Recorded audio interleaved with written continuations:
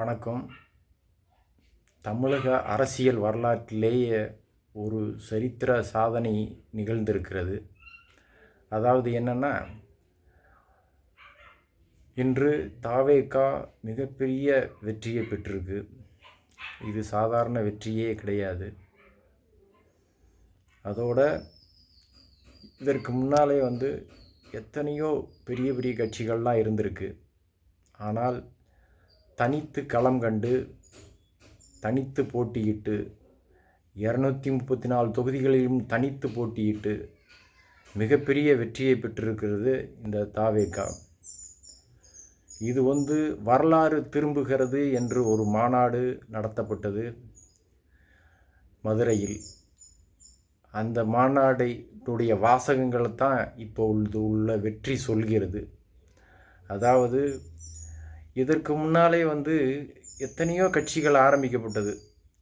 திமுக ஆரம்பித்து கிட்டத்தட்ட 10-15 வருடங்கள் கழித்து தான் 1967 காங்கிரஸை வீழ்த்தி திமுக ஆட்சியை பிடித்தது. அதன் பிறகு அதில் கட்சியிலேயே பயணித்த புரட்சித் தலைவர் எம்ஜிஆர் அவர்கள் 1972 கட்சி ஆரம்பித்து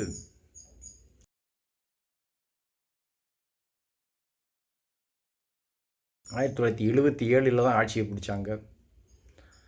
ஆனால் இந்த தவேக அப்படி அல்ல. தவேக ஆரம்பித்த பொழுது இந்த கூட்டம் தற்குறி கூட்டம். இந்த கூட்டம் இது ஓட்டாக வரும் கூட்டமெல்லாம் நடிகரை பார்க்க வரும் கூட்டம்தான். இந்த கூட்டம் ஓட்டாக மாறாது என்று தற்குறி கூட்டம் என்று தான் பேசினார்கள். நம்பிக்கை இல்லாமல் தான் பேசினார்கள். ஆனால் அன்று எம்ஜிஆரை கணித்தவர்கள் பல பேர் அவர் வெற்றி பெறுவார் என்று தான் சொன்னார்கள். ஆனால் இன்று எதிர்பாராத பலருக்கு அதிர்ச்சியான வெற்றியாக இது வந்திருக்கிறது. அதோடு இந்த வெற்றியை கணித்தவர்கள், அதாவது ஜூனியர் விகடன், நக்கீரன் போன்ற பத்திரிகைகள், இன்னும் சில ஊடகங்கள், தந்தி தொலைக்காட்சி, நியூஸ் 18, மின்னம்பலம் போன்ற தொலைக்காட்சி நிறுவனங்களும் கருத்து கணிப்புகளை வெளியிட்டார்கள். இவர்களுடைய கருத்து கணிப்புகளை எல்லாம் தூளாக்கி இந்த மக்கள் மிகப்பெரிய தவேகவிற்கு மிகப்பெரிய ஆதரவை கொடுத்துள்ளார்கள். 2026 இந்த உண்மையிலேயே வரலாறு திரும்பி இருக்கிறது என்றுதான் பார்க்க வேண்டும் இந்த அரசியலை. சமீபத்தில் இந்த தேர்தல் பொதுக்கூட்டங்கள் நிறைய நடந்துச்சு. தேர்தல் பரப்புரையின் போது பொதுக்கூட்டங்கள் நிறைய நடந்து அந்த பொதுக்கூட்டத்தில் கலந்துக்கிட்ட நடிகர் சத்யராஜ் அவர்கள் சொன்னாங்க, நடிகர் விஜய் அவர்களை எனக்கு ரொம்ப பிடிக்கும். அவர் நல்ல நடிகர், நல்லா டான்ஸ் ஆடுவார், அவருடைய டான்ஸ் எனக்கு ரொம்ப பிடிக்கும், சண்டை காட்சியும் எனக்கு ரொம்ப பிடிக்கும் அப்படின்லாம் சொன்னார். அதனால தான் நாங்கள்லாம் சேர்ந்து அவரை மறுபடியும் நீங்கள் நடிச்சுக்கிட்டே இருங்க அப்படின்னு சொல்லி நடிக்கிறதுக்கே அனுப்புறதுக்காக தான் நாங்கள்லாம் வந்திருக்கோம் அப்படின்னு சொல்லி திமுக கூட்டங்களில் நடிகர் சத்யராஜ் அவர்கள் பேசுனாங்க. இப்போ இவங்கெல்லாம் பேசி முடிச்சிட்டாங்க. ஆனால் நடிகர் சத்யராஜ் அவர்களுக்கு ஞாபகம் இருக்கோ என்னமோ மறந்துருக்காரு. அதாவது நடிகர் எம்ஜிஆர் அவர்களை நடிகர் சத்யராஜ் அவர்களுக்கு ரொம்ப பிடிக்கும். அவர்கிட்ட ஏன் நீங்கள் கட்சி ஆரம்பிச்சிங்க, உங்களை ரொம்ப பிடிக்கும், உங்களுடைய சண்டை காட்சி பாடல் காட்சியெல்லாம் ரொம்ப பிடிக்கும், நீங்கள் நடிகராகவே இருந்திருக்கலாமே, ஏன் அரசியலுக்கு வந்தீங்கன்னு சத்யராஜ் அவர்கள் அறிவுரை சொல்லியிருக்கணும். அதை மறந்துட்டார். அவர் அது என்ன நினச்சாருன்னு தெரியல. அதெல்லாம் மறந்துட்டார். அதை மறந்துட்டு தான் திமுக மேடையில் வாய்க்கு வந்தபடி பேசுகிறாரு. இது போல தான் நடிகர் வடிவேல் அவர்களும் விஜயகாந்தை பேசாத பேச்சே கிடையாது. அந்த அளவுக்கு பேசி கீழ்த்தரமாக பேசி சினிமா வாய்ப்பு கூட இல்லாமல் ஆகிட்டார். நல்ல நடிகர் தான், அவரை சொல்லலாம், நீங்கள் திருப்பி நடிக்க போங்க, நல்லா நடிங்க, உங்களுடைய காமெடியை ரசிக்கிறதுக்கு நிறைய பேர் இருக்காங்கன்னு சொல்லி நண்பர் வடிவேலை சொல்ல வேண்டியதானே. வடிவேலும் விஜய் அவர்களும் ஒன்றா அப்படி நடிக்க போங்க அப்படின்னு சொல்லி அவரை சொல்லலை.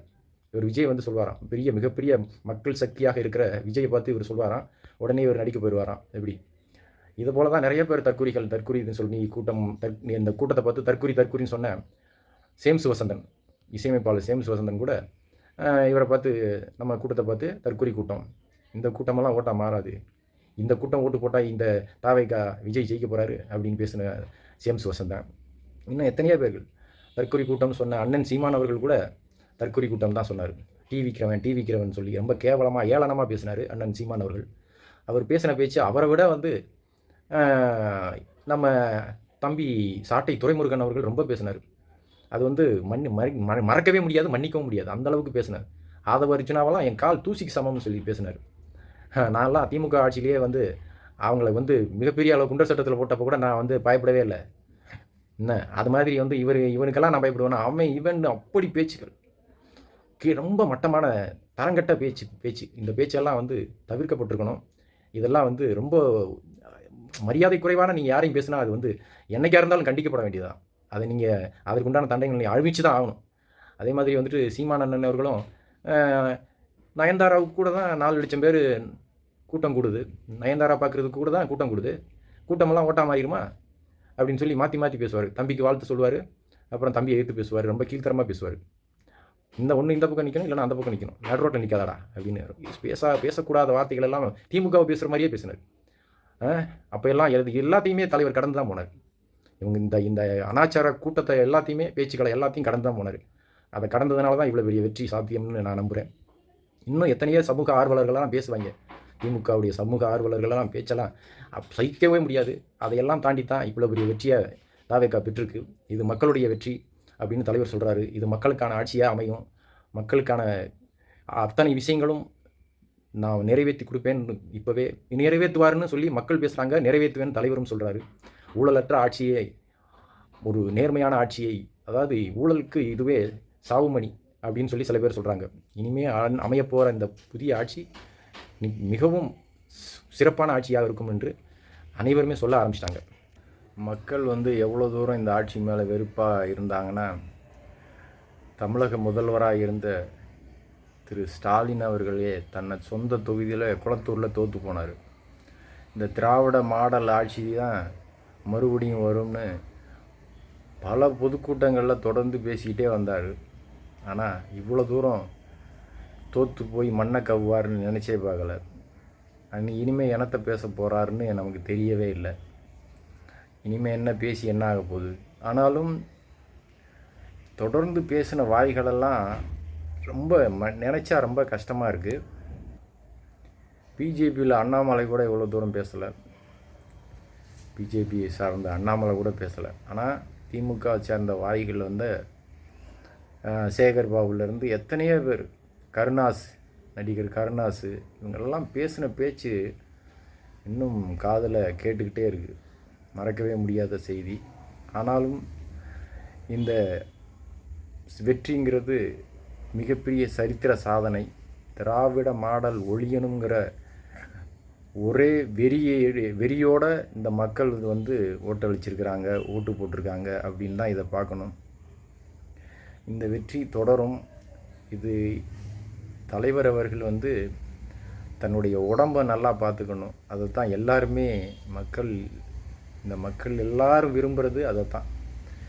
இந்த உடம்பை நல்லா பார்த்துக்கணும், இவர் உடம்பை பார்த்துக்கிட்டாருன்னா அதுவே போதும் எங்களுக்கு அப்படின்னு சொல்லி பல்லாயிரம் பேர் இந்த வேண்டுகோளை வைக்கிறாங்க. அது நல்லபடியாக நடக்கணும். அவர் உடம்பு ஆரோக்கியத்தோடு நீண்ட நாள் மக்களுக்காக வாழணும், ஆளணும். வெல்வோம்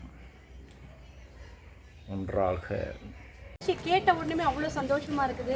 எனக்கு மட்டும் இல்லை, உலக மக்கள் அனைத்துக்கும், தமிழ்நாட்டில் இருக்கிற அனைத்து மக்களும் உங்களை வெற்றி பெற செஞ்சுருக்காங்க. நீங்கள் நேர்மையாக சொன்ன ஒவ்வொரு வார்த்தை தான், அந்த வார்த்தை தான் அவங்களுக்கு சென்சிரியாக அடிச்சுது.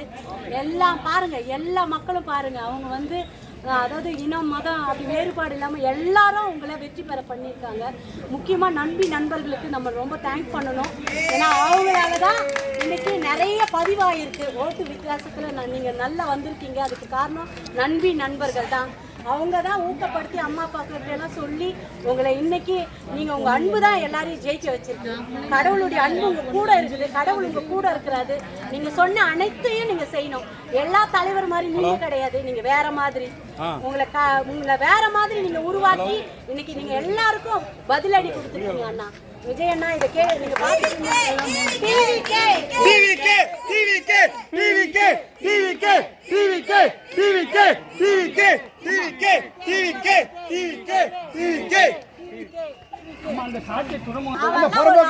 கிடையாது, அப்படியெல்லாம் நம்ம பேச முடியாது. ஏன் சொல்றேன்னா, சீமான் அண்ணப்பா இன்னைக்கு தோத்து போனதுக்கு ஒரே ஒரு காரணம், மக்கள் தான் பிரதிநிதிகள். மக்களையே வாடா போடா அவன் இவன் அப்படின்னு பேசுறது முதல் தப்பு.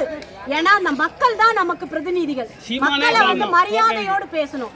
மரியாதை என் விஜய் அண்ணன் என்னைக்காவது மரியாதை குறைவா பேசியிருக்காங்களா? யாரையாவது? சிஎம் அங்கிள் தான் சொல்லிருக்காரு. அவரே சிஎம் அங்கிள் தான் சொல்லிருக்காரு. அப்படிப்பட்ட நல்ல மனிதர், அப்படிப்பட்ட நல்லவர் நம்ம விஜய் அண்ணன். ஆனா சீமான் சாட்டை அவெல்லாம் ஒரு ஆளே கிடையாது, அதெல்லாம் ஒரு கட்சியே கிடையாது. என்ன பொறுத்த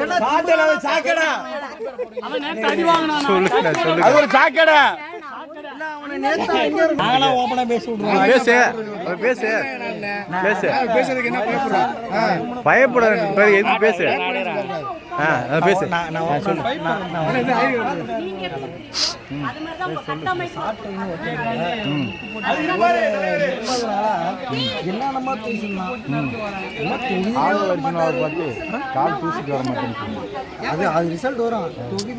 ப்ரோ சாட்டை நம்மளுக்கு சாதகமாக பேசுகிறார் ப்ரோ, தெரியுமா தெரியாதா? உலகம் காணாத வெற்றி பெறும்னாரு. சும்மா நான்லாம் வந்து நின்றனா வேற லெவலில் அது தளபதி நீ என்ன மாதிரி சொன்ன அன்னைக்கு சொல்லிட்டு அன்னைக்கு பனையூரில் தளபதி தெருவாண்ட வந்து நிற்பான் அப்படின்னு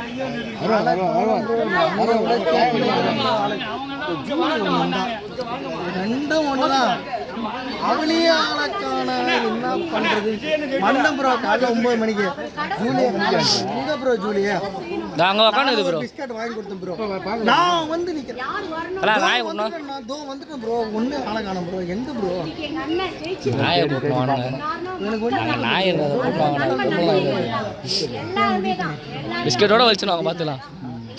தளபதி நான் உங்களுக்காக வந்து நிற்கிறேன் அப்படின்னு முடிவு போயிட்டாரு. நாங்கள் வந்து அவருக்காக சப்போர்ட் பண்ணி அவருக்காக நாங்கள் நின்று அவர் அப்படியே கொஞ்சம் அப்படியே முன்னாடி போகிறீங்களா?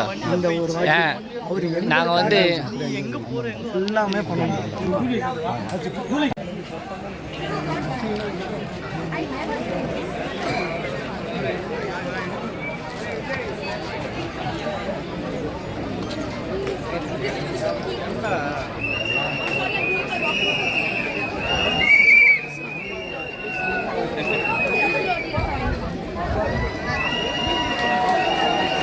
நாங்கள் சோயநல்லூர் தொகுதியிலேருந்து கோயிலாம்பாக்கத்துலேருந்து வரோம். ஓகேங்களா? இன்றைக்கி வந்து எங்கள் அண்ணன் பார்த்தா 120 தொகுதிக்கிட்டே ஜெயிப்பார். ஓகேங்களா? கன்ஃபார்ம் தனி மெஜாரிட்டியோடு அவர் ஜெயிப்பார், ஆட்சி அமைப்பார். ஓகேங்களா? இனிமேல் இந்த திமுக இன்னும் ஆட்டம் ஆனாங்க, பண பலம் இருக்குதுன்னு சொல்லிட்டு ஆனாங்க. அவங்க எல்லாருக்கும் முற்றுப்புள்ளி வச்சிட்டாரு. இனிமேல் டிவிக்கே தான் 50 வருஷத்துக்கும் சரி, எத்தனை வருஷம் இருந்தாலும் சரி, இனிமேல் தமிழ்நாட்டில் டிவிக்கு ஒரே ஆட்சி மட்டும் தான் தெரியும். தமிழக வெற்றி கழகம் தான் நிலச்சி நிற்கும். அது மட்டும் இல்லாமல் பெண்களுக்கு நல்ல பாதுகாப்பு கொடுப்பாரு. அப்புறம் ஏழை எளிய மாணவர்களுக்கு நல்ல படிப்புலேருந்து, கல்வி தரத்துலேருந்து, வேலை வாய்ப்புலேருந்து எல்லாமே உருவாக்கி கொடுப்பாரு.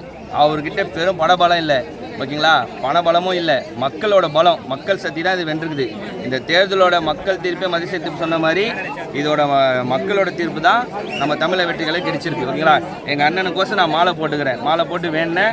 அதே மாதிரி எங்கள் அண்ணன் ஜெயிச்சிட்டாரு. நான் திருச்செந்தூர் கோயிலுக்கு சந்தோஷமாக போவேன். ஓகேவா? எங்கள் அண்ணன் முதல்ல போயிட்டாரு, நான் அதுக்கப்புறம் நான் போவேன். என்றைக்குமே எங்கள் அண்ணன் வெற்றி விஜய் அண்ணன் பாதையில் தான் நாங்கள் எல்லோரும் நிற்போம். ஓகேங்களா? டிவிக்கே. Super super super. தேங்க்யூ. சாவித்து நான் சாவித்தெல்லாம் நண்பர்.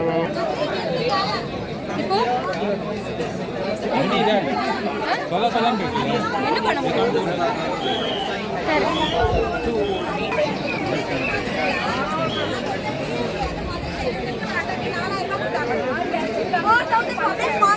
அண்ணன் சொன்ன மாதிரி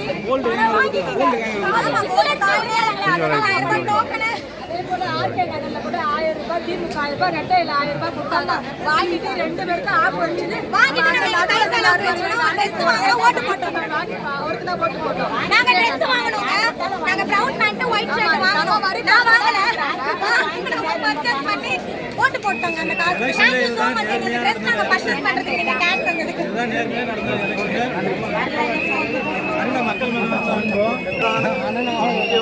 ஆண்டிருக்கு. அத்தனை கட்சிகளும் பார்த்தீங்கன்னா இன்னைக்கு தமிழக வெற்றி கழகம் இருக்கிறதுலே பெரிய சாதனையாக படிச்சிருக்கு. ஆண்ட கட்சியில் எத்தனையோ பேர் பெருமை பீத்திக்கிட்டாங்க. அண்ணன் சொல்லாமல் அமைதியாக காரியத்தை ஜெயிச்சு இங்கே வந்திருக்காரு, சிஎம் ஆகிறாரு. மிகப்பெரிய வாழ்த்துக்கள் அண்ணனுக்கு. அடுத்து வந்து எம்பி எலெக்ஷனில் போட்டிட்டு பிரைம் மினிஸ்டர் அவர்ன்ட்டு இது ஒரு எதிர்பார்ப்பு, பெரிய எதிர்பார்ப்போடு இருக்கோம். 111 இன்னும் 8 தொகுதி வேணுமா, என்ன பண்ணுறது? அண்ணன் ஜெயிப்பாருங்க, கான்ஃபிடன்ட் தாங்க அண்ணன். அண்ணன் மக்கள் மேலே வச்ச அன்பும், மக்கள் அண்ணன் மேலே வச்ச அன்புமே இது இவ்வளவும் லீடிங் இருக்க காரணம், பெரிய விஷயம். சார் நீங்கள் எந்த தொகுதியிலேருந்து வர்றீங்க? சூலூர் தொகுதி. ஆனால் நாங்கள் வந்து கோவை புறநகர் கிழக்கு மாவட்டம் சூலூர் சட்டமன்ற தொகுதியிலேருந்து வரோம். வந்துருக்கீங்க. எப்படி காலையிலே வந்துட்டீங்க? எப்படி ஜெயிப்போன்னு நம்பிக்கை இருந்ததா? எப்படி வந்துட்டீங்க? ஆமாண்ணா, நாங்கள் வந்து அண்ணன் ஜெயிச்சிடுவாருன்னு கம்பல்சரி நம்பிக்கை இருந்தங்காட்டி நாங்கள் நேற்று நைட்டு கிளம்பி இன்னைக்கு காலையிலேயே வரோம். நாங்கள் 2 பேர் தான் ஃபர்ஸ்ட் ஆளாக வரோம். உங்கள் தொகுதியில் யார் ஜெயிக்கிறா? ஆனால் எங்கள் தொகுதியில் வெற்றி வேட்பாளர் சுகுமார் என்ன வெற்றி நூலில் இருக்காரு. அவர் தான் ஜெயிச்சோம். 18,000 ஓட்டு வித்தியாசத்தில். கோவை வட்டாரத்தில் ஃபுல்லாக வந்து தாவேக்கா எத்தனை தொகுதிகளில் ஜெயிக்கும்? கோயம்புத்தூர் வந்து எப்பவுமே ஏடிஎம்கே கோட்டை அப்படின்னு சொல்லுவாங்கன்னா, டிஎம்கே வந்து பார்த்தீங்கன்னா இப்போ செந்தில் பாலாஜியே வந்து எங்கள் கோவையில் தான் வந்து தஞ்சம் கொடுத்துருக்காரு. அவரே வந்து பார்த்தீங்கன்னா ஒரு 1000 ஓட்டு வித்தியாசத்தில் தான் இப்போ ரீடிங்கில் போயிட்டு இருக்காரு. இப்போ கோயம்புத்தூரில் வந்து பார்த்தீங்கன்னா ஒரு 6-7 தொகுதியில் வந்து நம்ம ரீடிங்கில் இருக்காங்க. நம்ம தான் வெற்றி வாய்ப்பு அதிகமாக இருக்கு. அது எத்தனை 32 தொகுதியா? எத்தனை தொகுதி? கோயம்புத்தூர்ல 10 தொகுதி. 10 தொகுதியா? 10ல வந்து 6 தொகுதி. கோவை, ஈரோடு எல்லாம் சேர்த்து, திருப்பூர் எல்லாம் சேர்த்து வரும். கொங்கு மண்டலம் எனக்கு கொங்கு மண்டலம் எனக்கு தெரியல. அதில் 32 தொகுதி அது சொன்னாங்க. கொங்கு மண்டலம் டோட்டலா நீங்க சொல்றது. கொங்கு மண்டலத்துல இப்பதான் வந்து பார்த்தா அண்ணா செங்கோட்டையார் அவர் வந்து ஜெயிச்சிட்டாரு. இனி வந்து லைனா வந்து இனி வெற்றி செய்தி மட்டும்தான். வேறு வெற்றி செய்தி மட்டும் தான் வர்றதுக்காக காத்திருக்கு. நன்றி. தேங்க்யூ. கூட்டணி இல்லாமலே எவ்வளோ பெரிய வெற்றி, அது எப்படி பார்க்குறீங்க? கூட்டணியே இல்லை. இதெல்லாமே யங்ஸ்டர்ஸோட சாத்தியம் தான் நினைக்கிறேன். இதே ஜல்லிக்கட்டு ப்ரொட்டஸ்ட்டில் வரும்போது கூட கூட்டணியே இல்லை, வெறும் யங்ஸ்டர்ஸ் மட்டும் தான், எந்த அரசியல் கட்சியுமே இல்லை. கிட்டத்தட்ட 15 நாள் நாங்கள் மெரினாவில் இருந்திருக்கோம். மெரினாவில் மட்டும் சொல்ல முடியாது, நானே அப்புறம் சேலத்துலேருந்து வரேன். சேலத்தில் நாங்கள் இருந்திருக்கோம். எங்களை தற்கொலைன்னு சொன்னாங்க. நாங்கள் அதே தற்கொலை தான் ஜல்லிக்கட்டுலேயே இருந்தோம். சென்னை ஃப்ளட்ஸ்லேயே வந்து நாங்கள் வந்து மக்களை காப்பாற்றணும் நாங்கள் தான். ஸோ இதெல்லாமே நம்ம பெருமையாக சொல்ல முடியும். இதே மாதிரி புதுசாக ஒரு கவர்மெண்ட் வரணும்னு நினைக்கிறோம். இப்போ நீங்கள் பார்த்தாவே தெரியும், எல்லாவோட சென்னையிலே பார்த்தீங்கன்னா ஏகப்பட்ட இடத்துல வந்து என்னென்ன தப்பான விஷயங்கள் நடந்துட்டு இருக்கு, என்னென்ன ட்ரக்ஸ் எப்படி இப்போ சொசைட்டி இருக்குன்னு தெரியும். இதெல்லாம் ஃபார்ம் ஆகி புதுசாக ஒரு கவர்மெண்ட் புது தமிழ்நாடு பிறக்கணும்னு நினச்சி வந்திருக்கோம். கூட்டணி இல்லாமல் இவ்வளோ பெருசு வந்தது ரொம்ப ஆச்சரியமாகவும் இருக்குது எங்களுக்கு. 110 எதிர்பார்த்துருக்கோம். இப்போ ஆல்மோஸ்ட் அப்படி தான் போல் போயிட்டு இருக்கு. இன்னும் நிறைய இடத்துல வந்து சொற்ப வாக்கு வித்தியாசம் 500-1000 வந்து ஆப்போசிஷன் வின் பண்ணியிருக்காங்க. எங்கெங்கே தப்பு பண்ணிருக்குன்னு பார்த்துட்டு அடுத்த ஒரு எலெக்ஷன் 2029 31 நம்ம வந்து ஆல்மோஸ்ட் ஸ்வீப் படிக்கிறோம். தேங்க்யூ. தேங்க்யூ.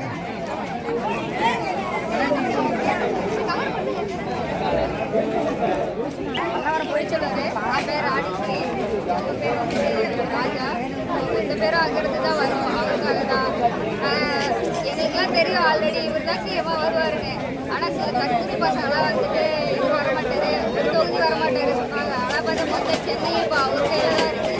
அதனால வந்துட்டு இப்போ தற்கொலை வந்துட்டு இது கிடையாது, இது சொல்லியிருந்தாங்கல்ல, அவங்க தான் தற்கொலை பசங்க.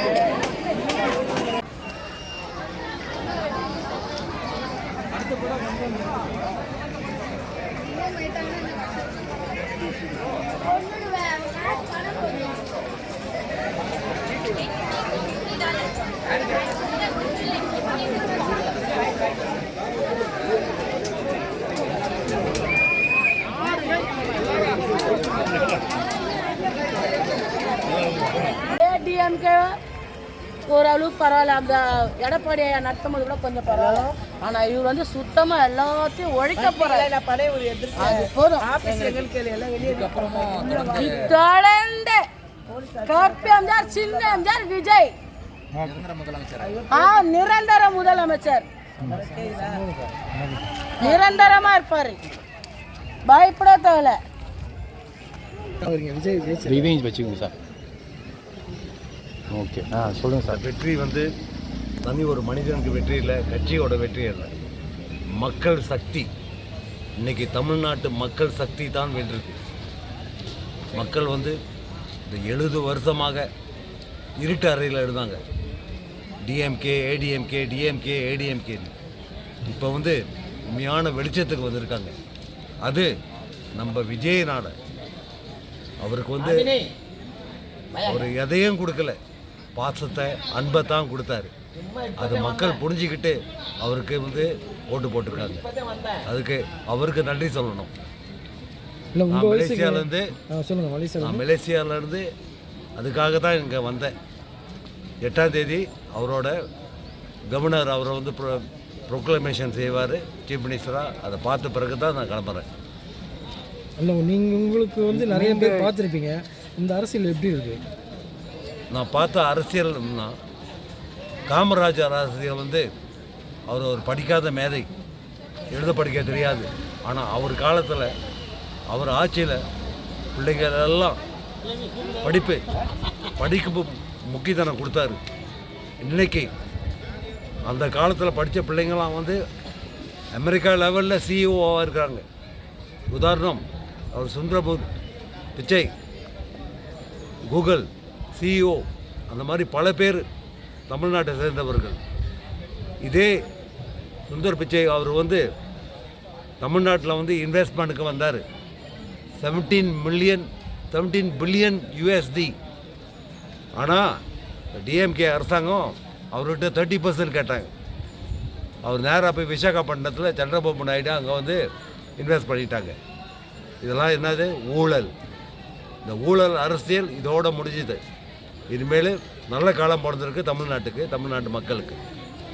ஓகே ஐயா.